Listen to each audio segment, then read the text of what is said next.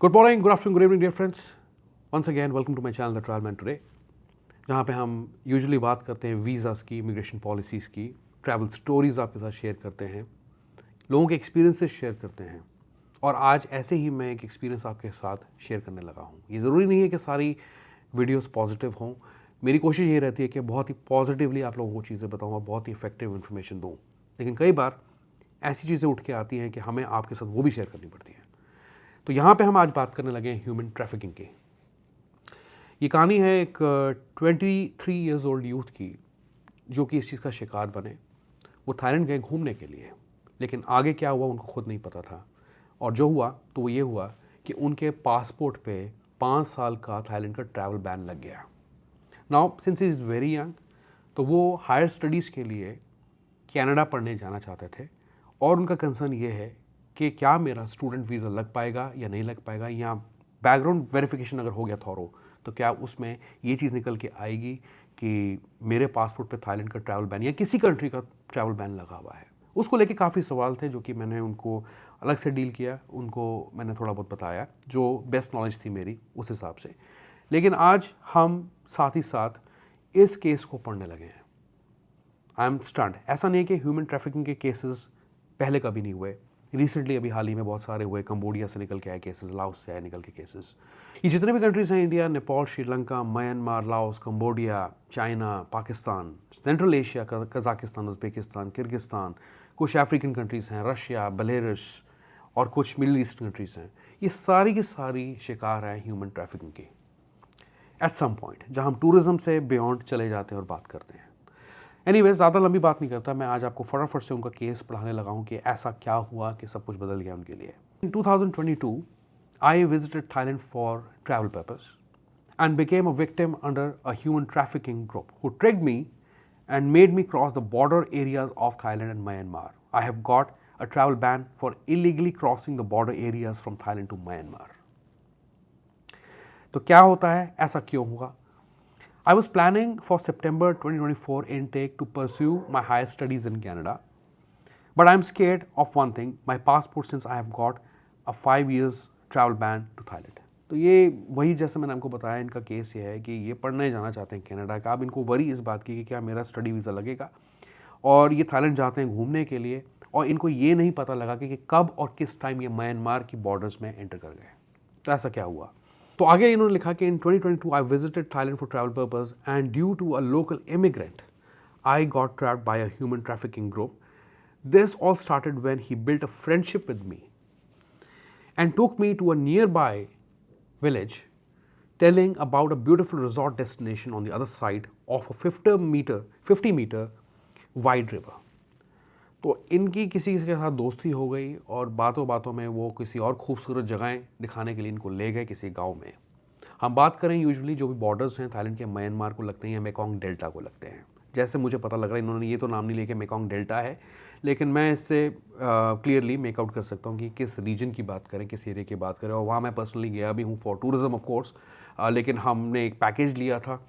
Package लेके हम वहाँ पे मेकॉन्ग डेल्टा का टूर, पूरा डे टूर करके आए थे।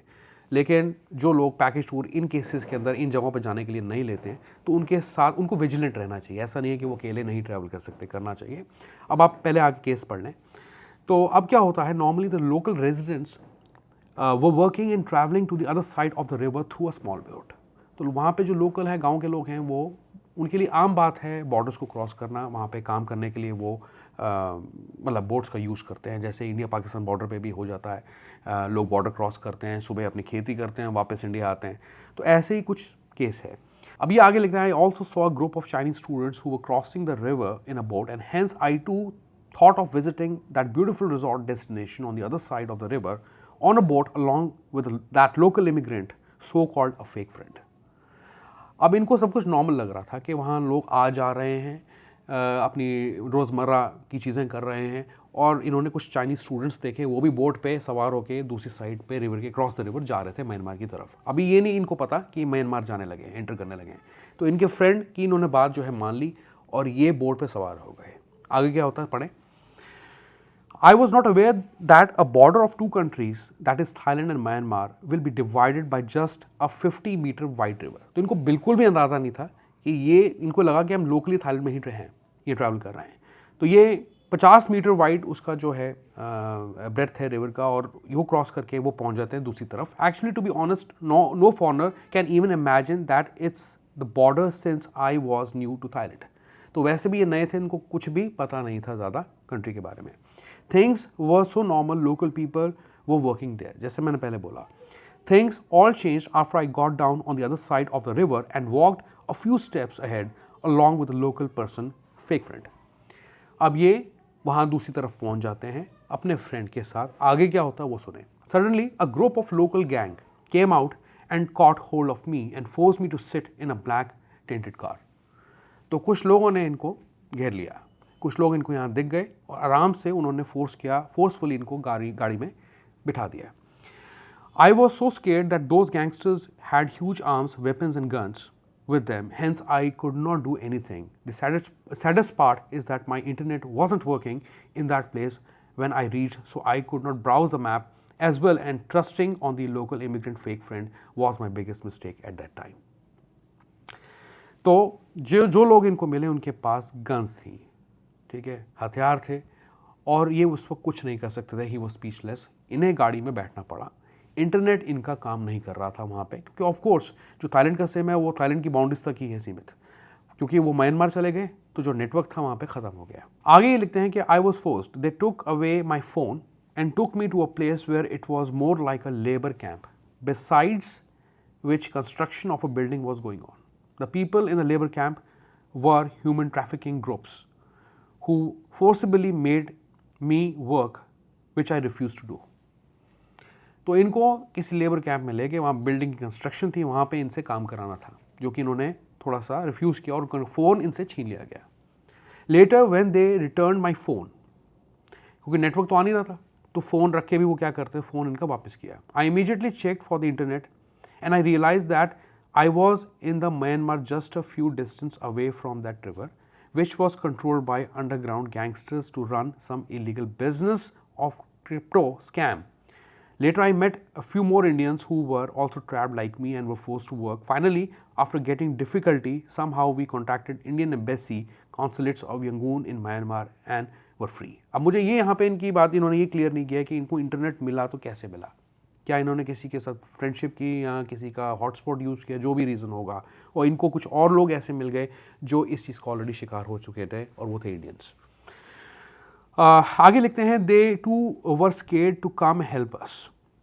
इंडियन एम्बेसी को इन्होंने, इंटरनेट जब आ गया इनके पास, तो इन्होंने इंडियन एम्बेसी को कांटेक्ट करने की कोशिश की, लेकिन वो फिजिकली इनकी हेल्प कोई नहीं कर पाए। तो आगे क्या होता है सुने। I literally didn't understand what was the reason behind the embassy consulates getting scared. Finally, the Myanmar army arrived and rescued us and just made us cross the 50-meter wide river and left us all on the Thailand borders back. तो किसी तरीके से I think Indian embassy ने वहाँ पे कुछ ऐसा किया होगा कि जो म्यांमार की आर्मी है, उनके ऑफिसर्स, उनके जो सोल्जर्स हैं वहाँ पहुँचे, इनको रेस्क्यू किया और वापस इनको डिपोर्ट किया गया, यानी कि इनको म्यांमार से छोड़ के थाईलैंड के बॉर्डर्स पे छोड़ा गया। आगे क्या होता है आप देख लें। Eight this point we also were in contact with Chiang Mai Indian Embassy consulates of Thailand. जैसे मैं कह रहा था मेकोंग डेल्टा की बात कर रहा था, एग्जैक्टली वही चीज़ है, क्योंकि चिंग माई से ही चिंग राई और चिंग राई से आप मेकोंग डेल्टा जाते हैं, तो वो चीज़ प्रूव हो गई यहाँ पे। At this point we also were in contact with Chiang Mai Indian Embassy consulates of Thailand, but saddest part is that the army of Thailand caught us, and then after a huge talks they surrendered us to the cops of Tak Immigration of Thailand. तो वो Myanmar की side पे लगता तक immigration, वहाँ पे इन्हें hand over कर दिया गया। हालांकि इन्होंने चिंग माई के साथ भी, चिंग माई इंडियन एम्बेसी के साथ भी ये डायरेक्ट टच में थे, लेकिन जो इमीडिएट जो चेक पॉइंट था वहाँ पे इन्हें भेजा गया थाईलैंड के। Then also at this point we were in contact with Bangkok Indian embassy consulates too. Of course आगे जाहिर सी बात है कि जो बैंकॉक की एम्बेसी है, जो कैपिटल की एम्बेसी इंडियन एम्बेसी, उसको कॉन्टैक्ट किया जाएगा उनको वापस भेजने के लिए India. Letter through embassy consulates help we were released and we got deported back to India. Of course वो होना था बिकॉज 2 बार बॉर्डर क्रॉस हो गया और इलीगली तरीके से ये लोग गए, और वापस जब थाईलैंड में आए तो वीज़ा एक्सपायर हो चुका था, तो उन्होंने डिपोर्ट तो करना था। But the issue at the age of 23 I faced is a travel ban for illegally crossing the border areas which I didn't even do it on purpose. Instead I was been forced to do so, or a fraud activity took place with me where I became a victim of this fraud activity, है ना, आंखें खोलने वाली news. अब आगे ये लिखते हैं, please help me out through this issue of my travel ban because I am very young and want to pursue my higher studies but I am scared due to the travel ban on my old passport. Now that's a different story and it's a very personal question, तो वो हम discuss करने नहीं लगे, लेकिन मैं आपको बता दूं कि बी वेरी विजिलेंट। दोस्ती यारी के चक्कर में अगर आप कहीं ऐसी जगह जाते हैं जो कि बिल्कुल अननोन है, जहाँ यूजुअली टूरिस्ट नहीं जाता है, तो आपको वहाँ पे नहीं जाना चाहिए, ठीक है। अगर आप बैंकॉक से पटाया कोई आपको लेके चला जाता है, आपको फुकेट लेके चला जाता है, चिंग माई तक लेके चला जाता है, तो आप कंसिडर कर सकते हैं। लेकिन अगर चिंग माई से कोई आगे आपको कहीं लेके जाता है, वो सारे बॉर्डर एरियाज़ हैं और वो सारे जो हैं रीजन्स कॉन्फ्लिक्ट के रीजन्स हैं, वहाँ पे हमेशा से ह्यूमन ट्रैफिकिंग के केसेस ही देखे गए हैं। अब ऐसे मैं भी गया था, लेकिन मैं टूरिज्म के पर्पज़ के लिए गया था। गोल्डन ट्रायंगल की वीडियोस हैं डेडिकेटेड मेरे चैनल पे, तो पूरा डे टूर मैंने पैकेज चिंग माई से बुक किया था। चिंग माई से हम शुरू हुए और चिंग माई से हम गए चिंग राई।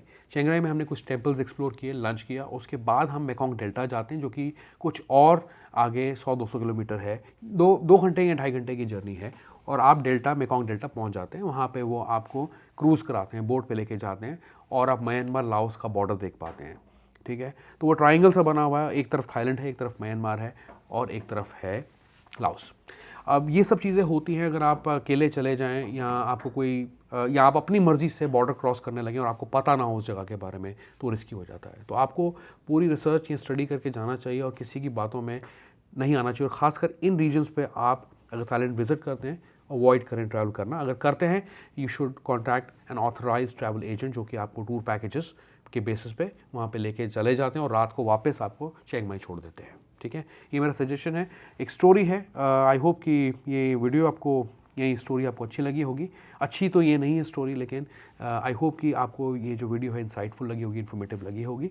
और अगर ऐसा है, इस वीडियो को आप ज़रूर लाइक करें, चैनल को सब्सक्राइब करें इसी तरीके से, और इस किस्म का थाईलैंड कंटेंट आपको इस चैनल पे हमेशा देखने और सुनने को मिलता रहता है। गुड बाय, टेक केयर, अपना बहुत बहुत अच्छे से ख्याल रखें। Good bye.